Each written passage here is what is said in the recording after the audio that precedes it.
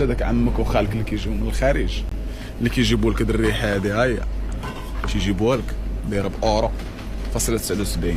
غنزيدك هادوك اللي كيجيو كيضربوا الدجاج واللحم في الصيف. انا جيت هاك ريحه تيجيبها لك بشحال دايره 2 أورو 49، تيجيبها لك تيضربوا الحرام الدجاجه دايره 70 درهم. يحمقك. هاك شابال اللي كيجيبوا لنا سيو ماركه، هذه ماركه عالميه، ضرب ليا أورو فاصلة 89. في المغرب ما دايرش بهذا الثمن الحماق اصاحبي.